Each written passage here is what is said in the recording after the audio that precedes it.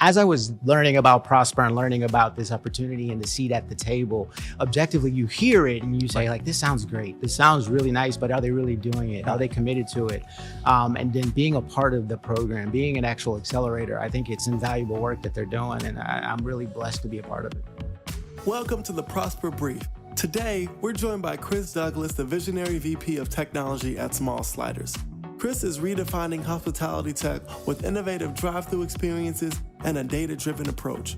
Let's dive into his inspiring journey and vision for the future. Good morning. Kris Douglas, VP of Technology for Small Sliders. Thank you so much for joining Prosper Brief. We appreciate your time and your support. My first question for you is, I want to understand your journey. When I look at your background, you spent time at Coca-Cola, you spent time at Inspire, but then along the way, here comes Small Slider, Maria talking to you, and I think July 2023, June 2023, you made the decision to go Small Sliders. Can you take me through that journey and that process of decision making? Oh, definitely. And first and foremost, thank you guys for having me, giving me an opportunity to have a conversation. Looking forward to it. To kind of start on my journey, taking a step back, it actually started in healthcare, quite ironically. So I spent the first 10 years of my career in healthcare, really focused on medical devices and diagnostics, specifically in the technology area, right? And trying to save people's lives. And then I think I kind of fell into QSR and delighting them with smiles as it comes to working with Small Sliders. But I cut my teeth and got my first foray in this space at Coca-Cola. And really, we were focused on how do we continue to drive the big impetus of that brand across the world. And from that, I got a lot of learnings. And then from that, I traversed here to Inspire, and I spent 5.5 years of building Inspire, becoming a multi-brand portfolio.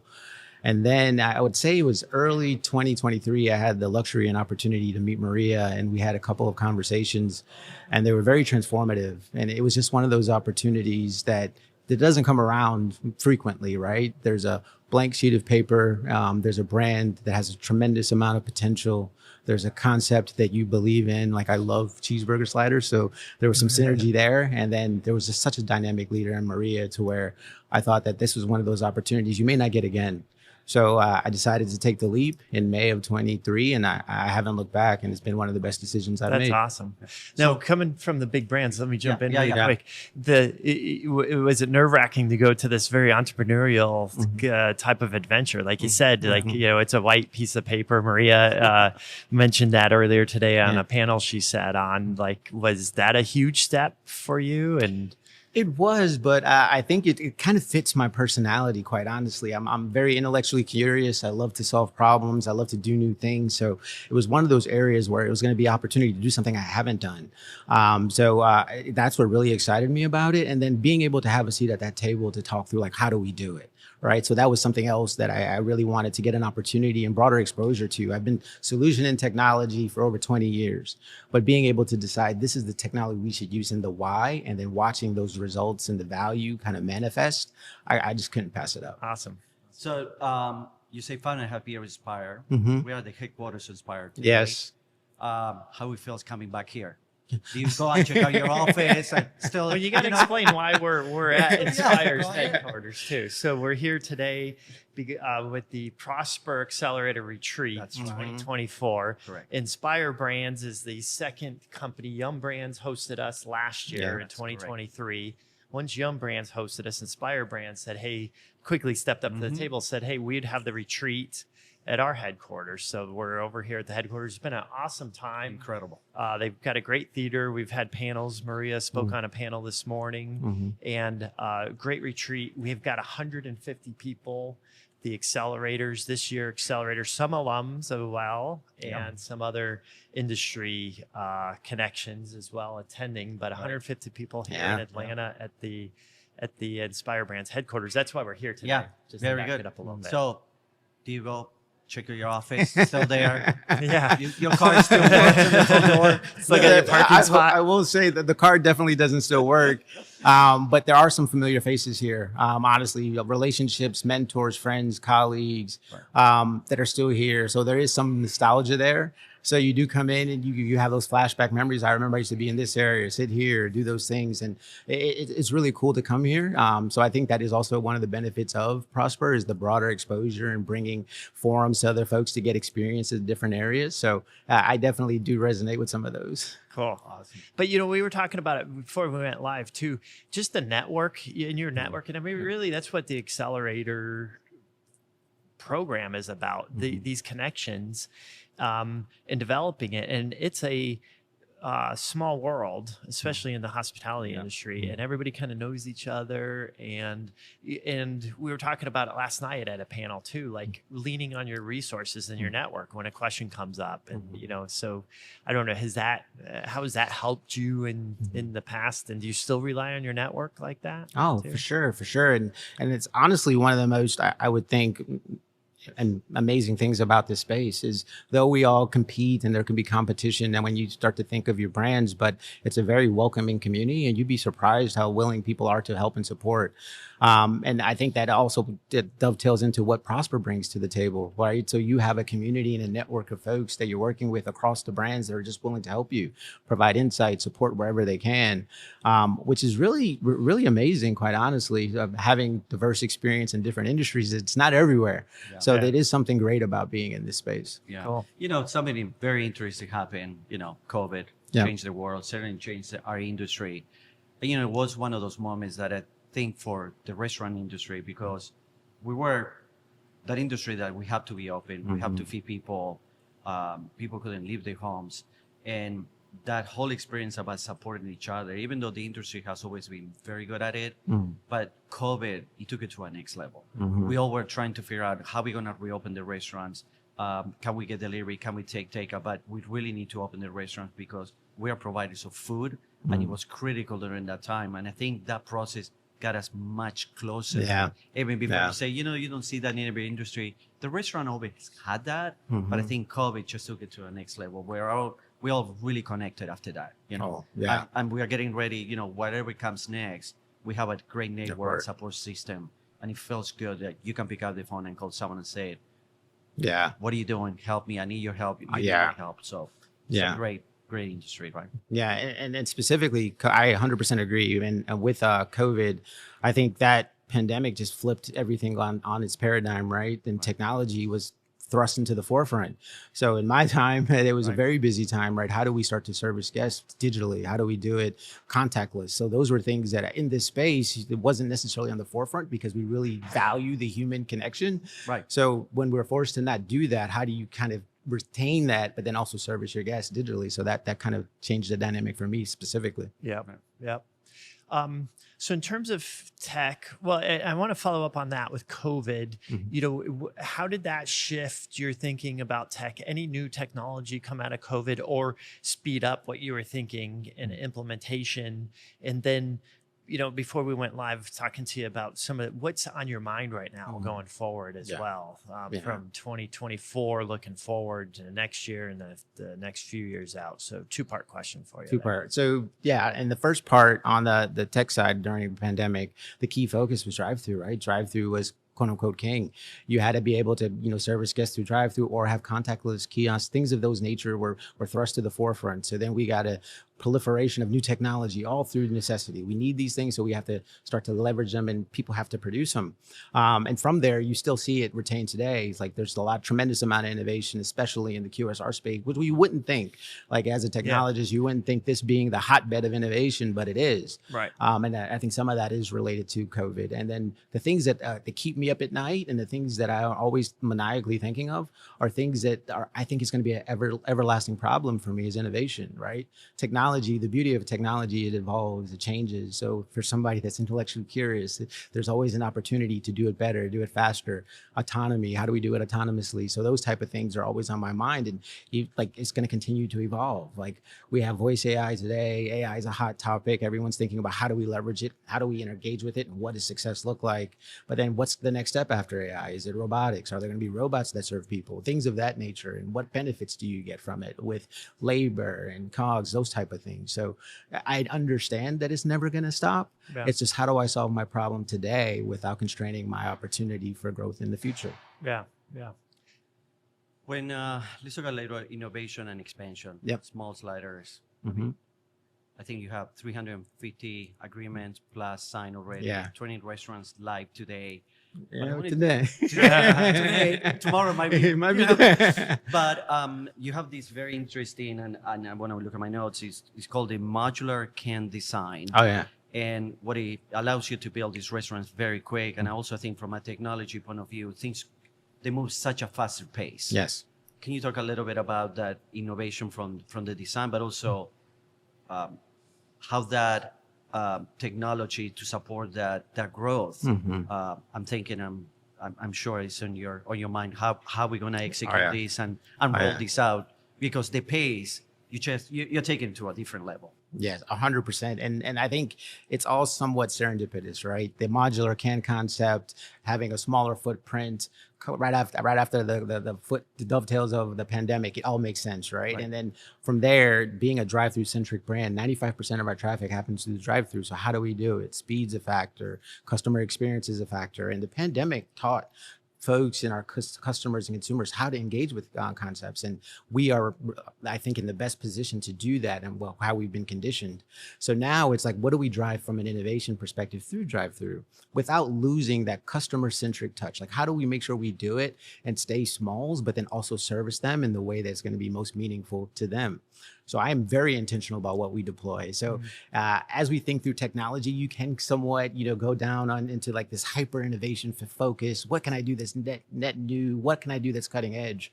But you can't lose sight of the customer, because if you lose sight of the customer, you're doing innovation just for innovation's sake. It has to meet an expectation. It has to drive value. Yeah. So from all the restaurant people there, how long it takes to build your restaurant? Because I want to see if we can talk a little bit, take that timeline, because as an operator, I mean, you sign your lease, a year later you open the restaurant, right? Yeah. You guys are doing something. Yes. So our concept is very, I think, uniquely different. So as you were going through your process, you still have to go through some of the development things as far as finding your location, finding your lease, et cetera. But once we do can drop, so once we actually drop your modular can, we're looking to open that location within 10 to 8 weeks.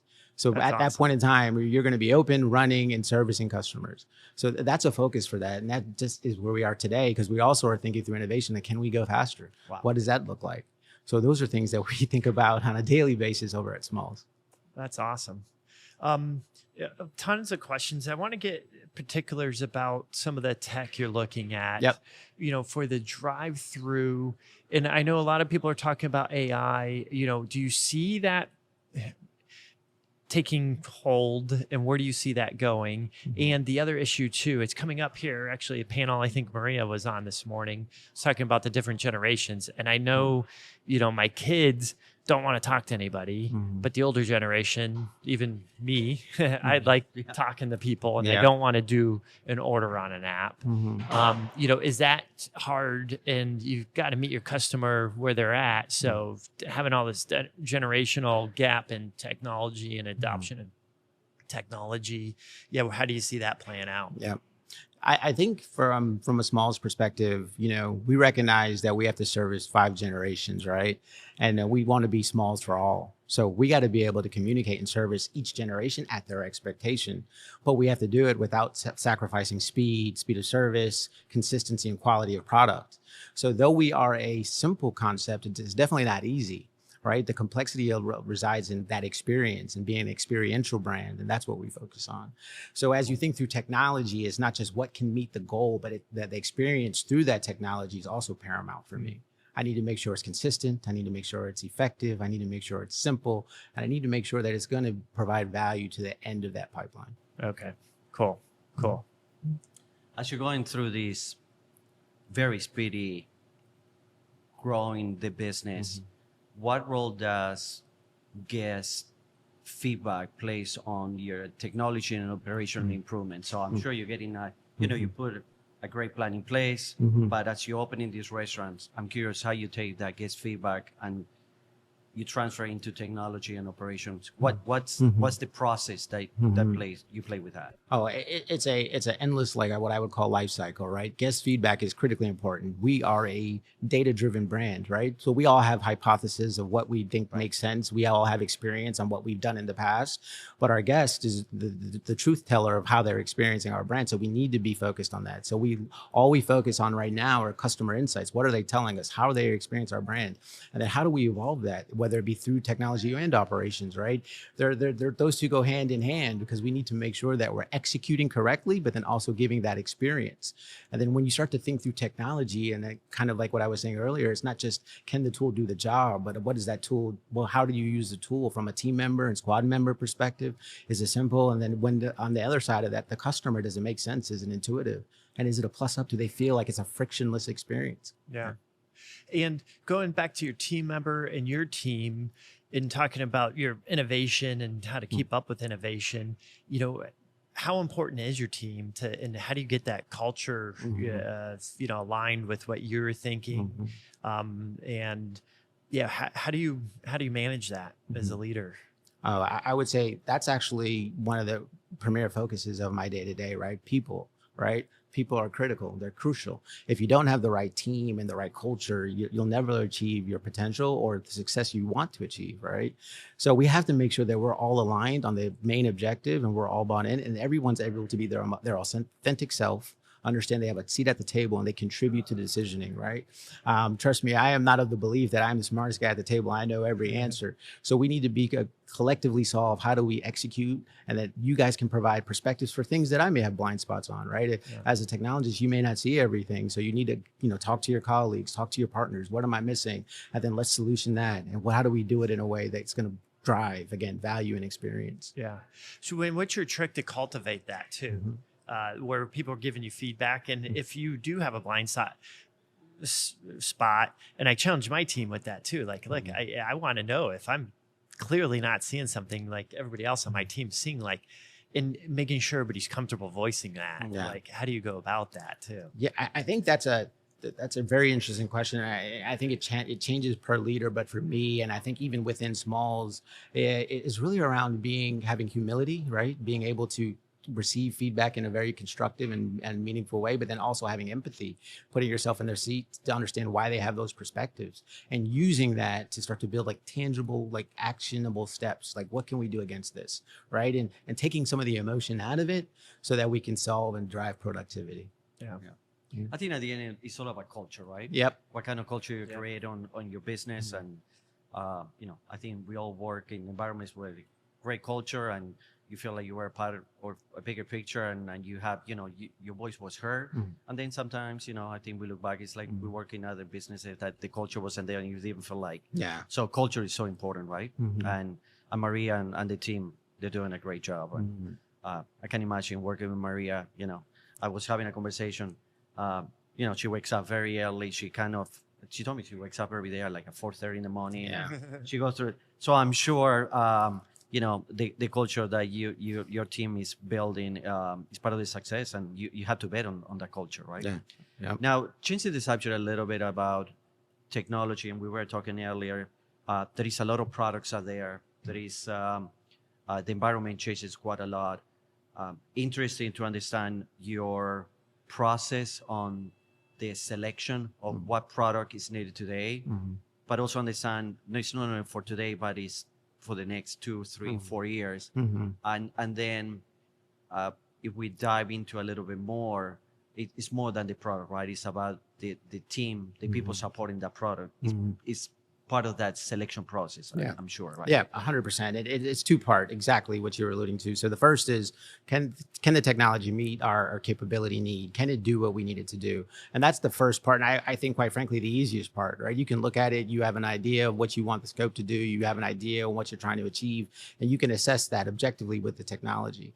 But I think what's almost equally, if not more important, is the team and who you're partnering with.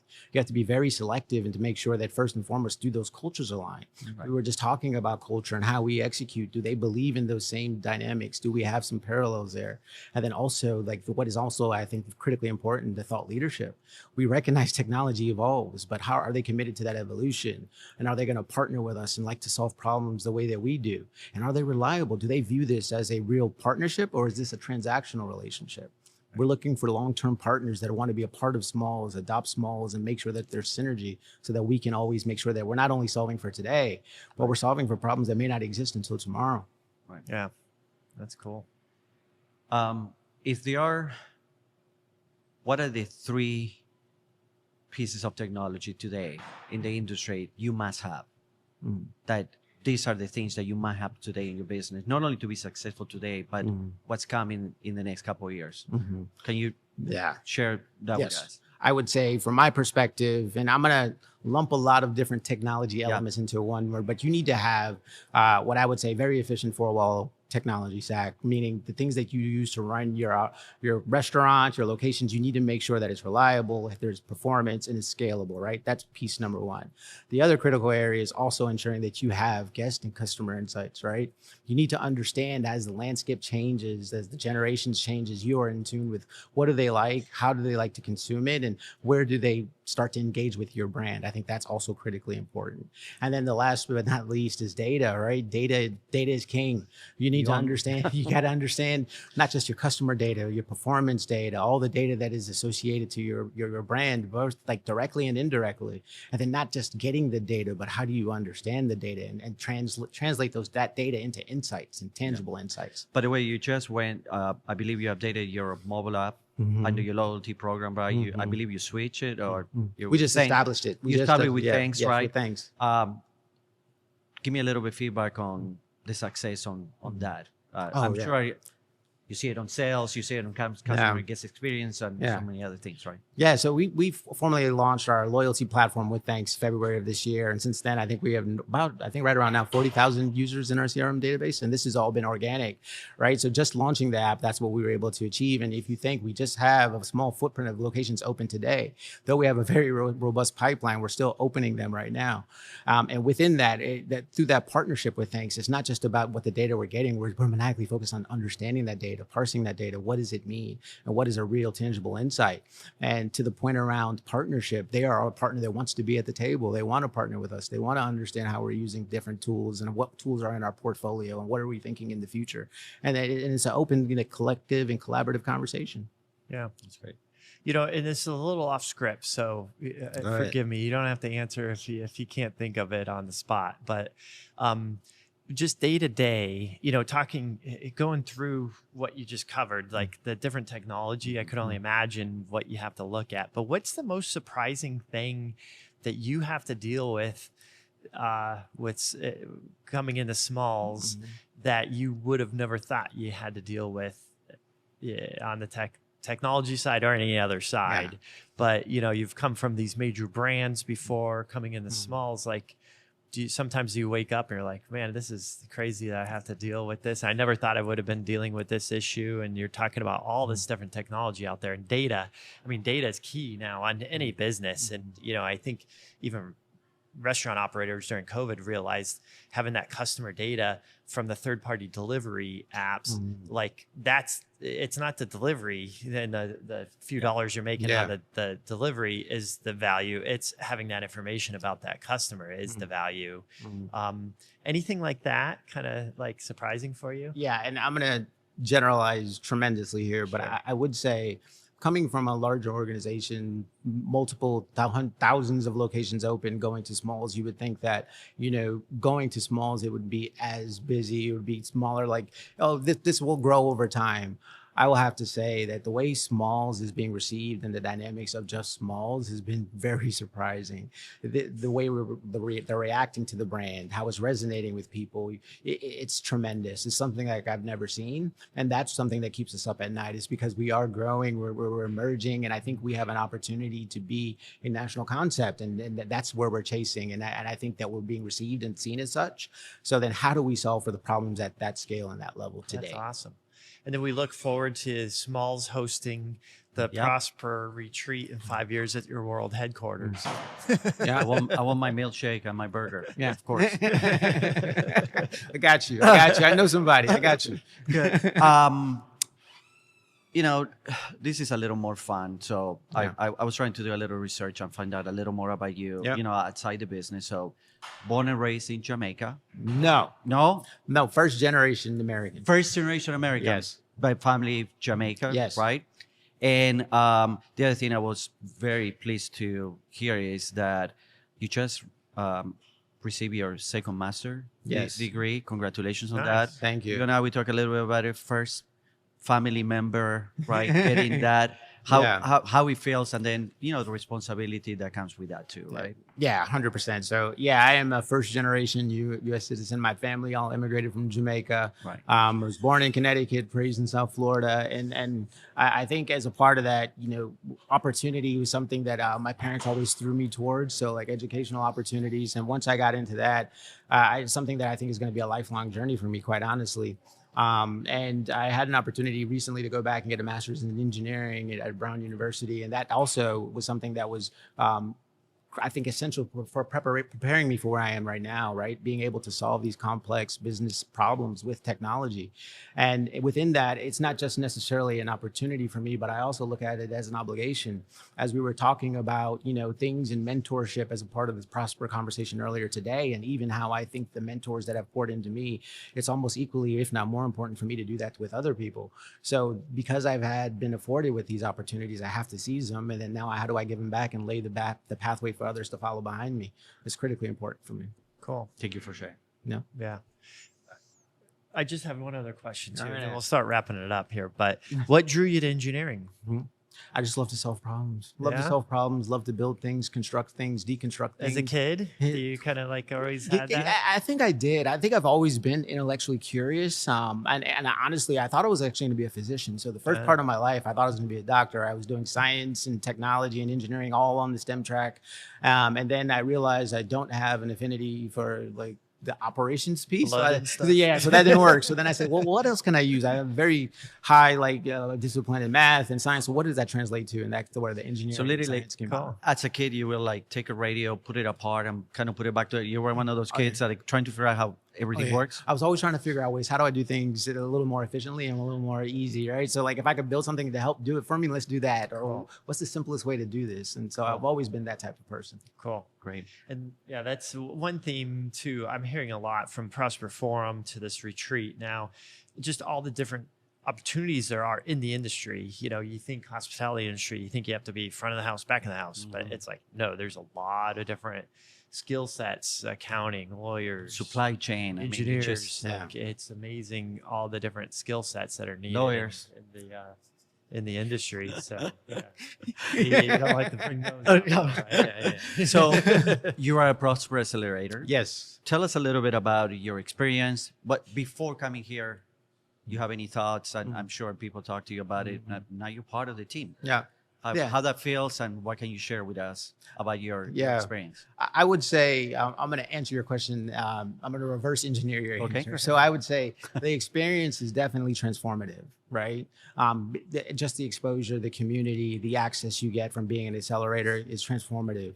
It's an opportunity to harness something and carry forward with you into your career, and then also again give back at the same time. So I would say that it's transformative. And as I was learning about Prosper and learning about this opportunity and the seat at the table, objectively you hear it and you say like, this sounds great, this sounds really nice, but are they really doing it? Are they committed to it? And then being a part of the program, being an actual accelerator, I think it's also like, again, game changing. Like it's one of those things that it isn't a period of time for me. It's like a commitment. It's something that you're going to respond to going forward for forever, right? So I think it's invaluable work that they're doing, and I'm really blessed to be a part of it. Thank you for sharing. Yeah. Any other questions? By the way, you have any questions for us? He will answer. He's a lawyer. He can answer all the questions. Right. Anything you want to know about us, he can answer. Really, and we really support, the fact that you're here participating to be on the podcast and the Smalls is supporting Prosper in the way it does. It's invaluable, and really appreciate that. The fact that you're leaning in and doing this, it means a lot to us. So I want to share that with you, how much we support We that. appreciate it. Yeah. My pleasure. I'm gonna shake your hand. Thank you so much. Thank We you. really, Thank really you. appreciate it. Thank you guys. Appreciate it. Thank you. All right. Have a great day. Bye. Thank you for tuning in to this episode of the Prosper Brief. Don't forget to subscribe, share, and join us next time for more insights from leaders transforming hospitality.